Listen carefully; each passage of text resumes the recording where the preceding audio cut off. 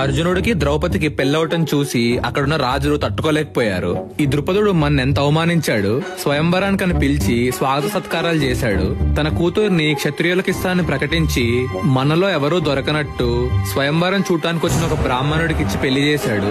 మనని అవమానించాడు. అసలు స్వయంవరం అనేది క్షత్రియులకే పరిమితం. ఆ పద్ధతిలో కన్యని పొందే హక్కు బ్రాహ్మణుడికి లేదు. ఆ విషయం యువకుడైన ఈ బ్రాహ్మణుడికి తెలియకపోయి ఉండొచ్చు. ద్రుపదుడికైనా తెలియాలి కదా.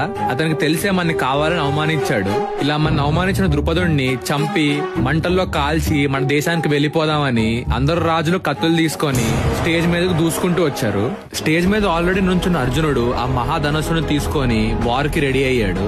అవతల వైపు అవమానంతో కాలిపోతున్న కర్ణుడు ఎవరికి ఎదురెళ్తున్నాడో తెలియక మామూలు బ్రాహ్మణుడే అనుకొని ధనస్సు ధరించి అహంకారంతో అర్జునుడి మీదకి వచ్చాడు. అర్జునుడు వేసిన బాణాలకి కర్ణుడు భయపడి వెనక్కి దూకాడు. ఆ తర్వాత ఆశ్చర్యపోయి తన ముందున్న బ్రాహ్మణుడిని అభినందిస్తూ ఇలా అన్నాడు: బ్రాహ్మణుడు అయినా ఇంత బాహుబలం, ఇంత పర్ఫెక్ట్ ఆర్చరీ స్కిల్స్ ఎలా సాధించావు? నువ్వెవరివో నిజంగా చెప్పు. నువ్వు మానవ రూపం ధరించి వచ్చిన ధనుర్వేదానివా, రూపు మార్చుకొని వచ్చిన పరశురాముడివా, ఇంద్రుడువా, విష్ణువువా? నేను కోపంగా ధనస్సు పట్టుకొని నిలబడితే నన్ను ఎదిరించే శక్తి ఆ నలుగురికే ఉంది. వాళ్ళు కాకపోతే నా ముందు నిలవగలిగే శక్తి పాండవుల్లో అర్జునుడు ఒక్కడికే ఉంది. అసలు ఎవరు నువ్వు అని అడిగాడు. అప్పుడు అర్జునుడు, నేను నువ్వు చెప్పినవి ఏమీ కాదు, కానీ అన్ని అస్త్రాలను నేర్చుకున్న నార్మల్ బ్రాహ్మణుణ్ణి. ఈ రోజు నీతో యుద్ధం చేయించడానికి ఇక్కడ నిలబడి ఉన్నాను. నువ్వు కూడా వెనుదిరగకుండా నిలిచి యుద్ధం చేయి అని రెచ్చగొట్టాడు. అతడి బలం, యుద్ధ కౌశల్యం, ఉత్సాహం ఇవన్నీ చూసిన కర్ణుడు అతడితో తలపడాలా వద్దా అని ఒక క్షణం ఆలోచించాడు. ఇతడి తేజం అజేయంగా ఉంది. అయినా ఇతడు బ్రాహ్మణుడు, ఇతనితో యుద్ధం నాకెందుకు అనుకొని కర్ణుడు యుద్ధభూమి నుంచి వెళ్లిపోయాడు.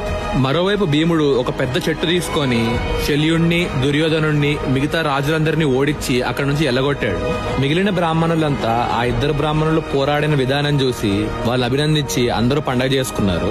అలా పాండవులు, అర్జునుడు ద్రౌపదిని తీసుకొని అక్కడి నుంచి బయటపడ్డారు. పాండవులు ద్రౌపదిని తీసుకొని ఇంటికొచ్చారు.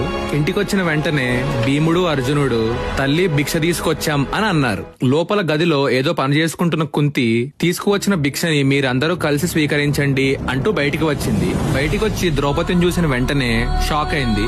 ఆ మాట విని పాండవులు, ద్రౌపది కూడా షాక్ అయ్యారు.